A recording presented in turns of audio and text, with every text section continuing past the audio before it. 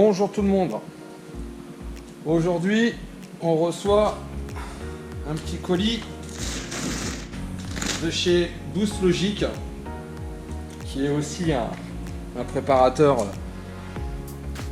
de Nissan GT-R aux États-Unis. Et comme Jimmy de Belgique l'avait mentionné dans une de ses vidéos, il avait commandé quelque chose de chez eux pour que le moteur soit un peu plus fiable quand on le prépare. Donc du coup, après avoir discuté plusieurs fois avec lui et pris des renseignements, je me suis dit que j'allais faire le même achat, histoire d'avoir un moteur un peu plus fiable, tout en sachant, comme il me l'a dit, je parle bien sûr de Jimmy, que les moteurs de GT-R, ça casse un jour ou l'autre. Celui-ci, c'est un autre moteur qui est préparé, celui-là vachement, quoi. Plus ou moins fiable, bon ça c'est encore un autre débat sur la Nissan GT-R. Donc Jimmy explique dans une de ses vidéos qu'il a acheté un bas moteur en aluminium de chez Boost Logic. Donc j'ai fait la même chose. Et bien sûr, mettre un bas moteur de compétition c'est bien, mais le mieux c'est de mettre les visseries qui vont avec. Alors ici on a mis un bas moteur CNC, donc ça c'est l'ancien bas moteur, comme ça vous voyez un peu à quoi ça ressemble à un bas moteur d'origine. C'est de l'alu traditionnel comme tous les moteurs de maintenant, c'est coulé mais c'est pas de l'alu de super qualité, ça tient jusqu'à 1000, 1002, 1003, ça tient. Au-dessus il faut passer en CNC, en alu. En alu CNC c'est forgé, c'est coulé dans la masse. Dommage, j'ai les photos sur mon Instagram, vous avez qu'à aller voir, vous verrez à quoi ça ressemble la pièce. Parce qu'ici on ne la voit pas, elle est montée sur le moteur. Tout le monde se l'accorde à dire, la visserie qu'il nous faut sur les moteurs préparés. Voilà. Donc c'est quelque chose de super renforcé. Je peux vous dire qu'avant d'en classer une, il faut se lever de bonne heure. Donc j'en avais déjà sur le moteur en question que je suis en train de préparer. Mais comme moi je suis un malade mental, au niveau d'avoir de l'excellence, j'ai préféré les changer pour en reprendre donc des neufs. Donc nous avons les tiges, nous avons aussi les rondelles. Et ici, nous avons les boulons qui vont bien.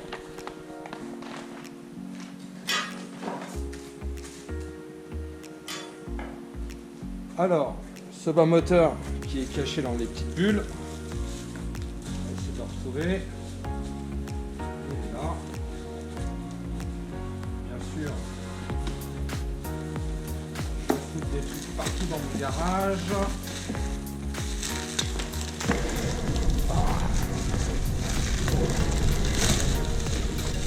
Au moins je vais limiter. Voilà. Bien. Voyons voir ça. Déjà on a un très bel emballage.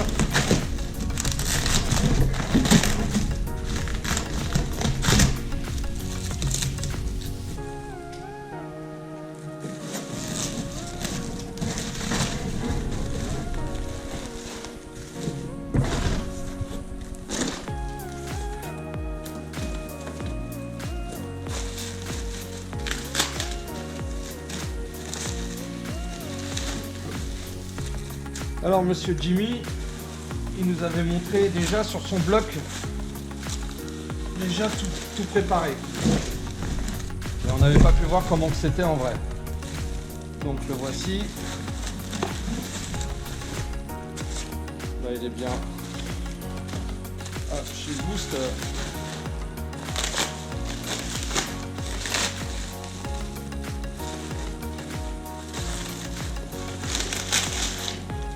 Voilà la pièce. Donc je disais, c'est bien emballé chez Boost Logic. Voilà. Donc, on peut admirer donc ce bas moteur qui est une pièce forgée complètement.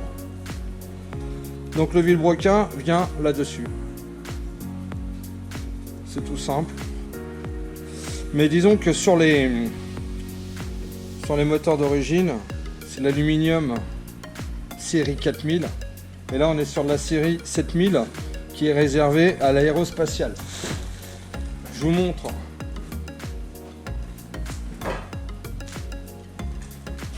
La pièce d'origine que voici. Hein, exactement. Si on la met dans le même sens, c'est comme ça.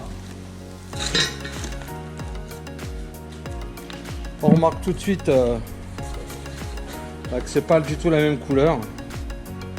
Mais on voit bien que ça a la même forme. C'est surtout la qualité qui est différente. Donc un aluminium beaucoup plus solide. Et donc c'est le vilebrequin qui vient là-dessus. Donc nous avons Monsieur Vilebrequin qui est ici, qui vient se mettre comme ça. Donc là on est sur la partie bas moteur. Et en fait on peut pas le mettre directement sur. Enfin on peut, mais on voit très bien que la partie n'est pas complètement taillée pour recevoir le vilebrequin. Vous voyez, il a du jeu. Parce que ici, déjà il y a les coussinets de vélo à changer et à mettre sur l'autre. Et il faut le tailler en ligne afin de bien pouvoir le placer, qu'il n'y ait pas de jeu. Voilà la nouvelle réception aujourd'hui de matériel.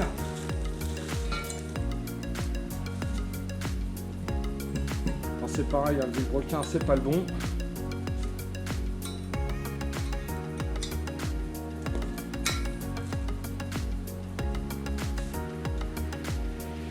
Car celui-là, c'est celui d'origine. Alors, en fait, il faut le repasser sur un usinage en ligne. Là, on est sur l'ancienne pièce. Ça veut dire qu'il faut retailler ici afin que le coussinet qu'on voit ici, la surépaisseur, arrive pile poil au ras pour que le vilebrequin soit bien logé, bien serré. Là j'ai mis le premier coussinet qui était ici, je l'ai enlevé et je l'ai mis sur le mien, le nouveau. Et on se rend compte tout de suite qu'il dépasse. C'est pour ça qu'il faut retailler cette partie ici afin qu'il soit à 0. On peut regarder sur celui-ci, donc sur l'ancien, on voit bien qu'il est à 0 ici. Voilà pourquoi il y a encore du travail d'usinage sur le nouveau bas moteur.